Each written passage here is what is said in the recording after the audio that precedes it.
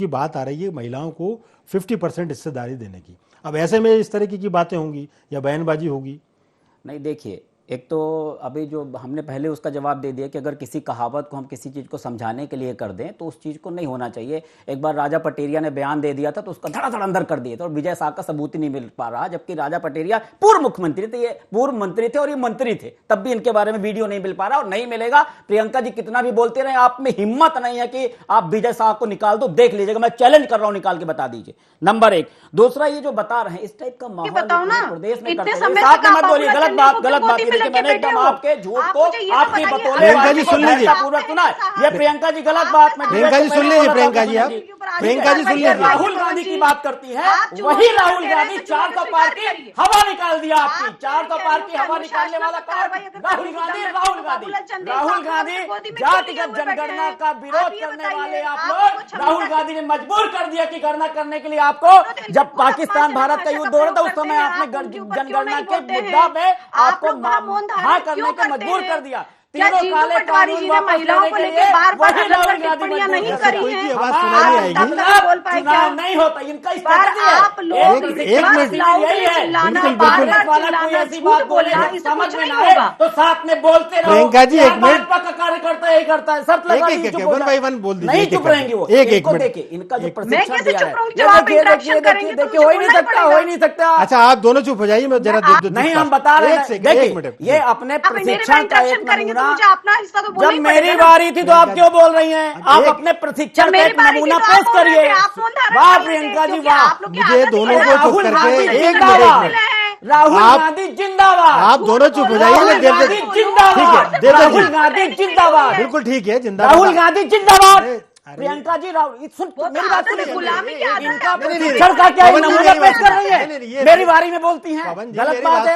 Party का आप परिवार अरे राहुल गांधी जिंदाबाद। पवन जी मैं समझ सकती हूँ। क्या उनको चुप करिए ना, जब मेरी बारी है, राहुल गांधी जिंदाबाद। प्रियंका जी को बिल्कुल लगाइए नारे, गुलामी की आपकी आदत है, राजनीति के प्रचार का मतलब नहीं है, आपकी जिंदाबाद आदत है। मुर्दाबाद वाली बात नहीं है। कैसे करें आप? आप दोनों चुप हो मैं जाइए, चुप रहूं, इनका बोलने दो, मैं चुप रहूं। एक मिनट मत चुप रहिए। आपको तो मैं कह रहा हूँ, आप लोग चिल्लाइए, जोर से चिल्लाइए। नहीं रहना, बोलने के लिए बुलाया जाता है आपको, लेकिन वही बारी तो पे तो बोलना है कि बोलिए। जब किसी की बारी अब आप हो, चुप हो जाइए। उसको मैं बोलना चाहिए। एक मिनट देवदत्त जी का कमेंट ले लेता हूं। देवदत्त जी, अब आप ये देखिए कि ऐसे हम तो इनको भी नेता ही मानते हैं, ये भी आगे जाके हो सकता है विधायक बन जाए, मंत्री बने, दोनों को दोनों। तो क्या ये जरूरी है कि फिर एक अलग से शिविर आयोजित किया जाए? क्योंकि ये जो शिविर होते हैं, इसकी बातें यदि नीचे तक चली जाए तो नई पीढ़ी भी जो आ रही है उसके लिए भी बड़ा लाभप्रद होगा। बिल्कुल, ये तो राजनीति की जो पहली सीढ़ी है, ये प्रवक्ता लोग तो एक चेहरा होते हैं पार्टी के, और देखते हैं। आपकी बात में दम होना चाहिए और एक धैर्य होना चाहिए, एक दूसरे की बात सुनना चाहिए। आपकी बात में दम होगी तो एक वाक्य में आप वो कह देंगे कि सब कुछ स्पष्ट हो जाएगा।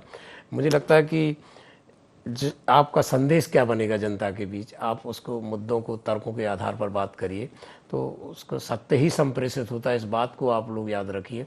और ये कि यहाँ नहीं, यहाँ कहने से कुछ नहीं होगा। आपकी पार्टी में, आपके नेताओं में, आप में जो आचरण, जो कथनी और करनी में एक रूपता रहेगी और जो व्यवहार आचार, उससे कोई एक दिन में जनमानस नहीं बनता है कि एक दिन में धारणा बन जाए।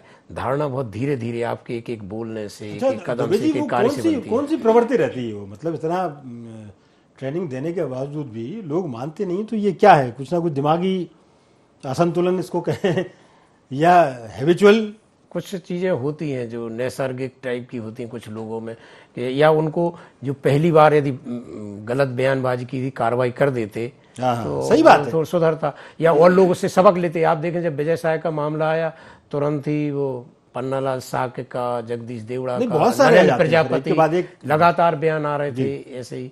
तो ये क्या है, इस पे अंकुश लगना जरूरी है और इनको खुद आत्मचिंतन करना चाहिए कि वो क्या कह रहे हैं। वो जनप्रतिनिधि है, वो चेहरे होते हैं सरकार के, ये प्रतिनिधित्व करते हैं आप जनता के, आपके पीछे जनता चलती है, आप नेतृत्व करते हैं, तो आपको तो एक ऐसा आदर्श प्रस्तुत करना चाहिए। बिल्कुल ठीक है दुबे जी, आपने बहुत बेहतर बात आपने की है कि आप लीडर हैं उस क्षेत्र के, उस प्रदेश के। इस 9 करोड़ की जनता में से आपको लोगों ने चुन के भेजा है, तो ये आपको आत्ममंथन करने की जरूरत है।